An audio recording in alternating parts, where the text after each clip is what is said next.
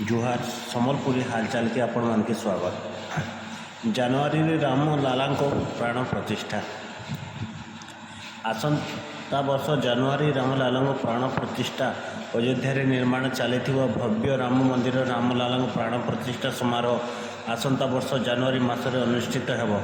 प्रधानमंत्री नरेंद्र मोदी प्राण प्रतिष्ठा समारोह नेतृत्व नेबे बोली आज उत्तर प्रदेश मुख्यमंत्री योगी आदित्यनाथ सूचना देइछन्ति।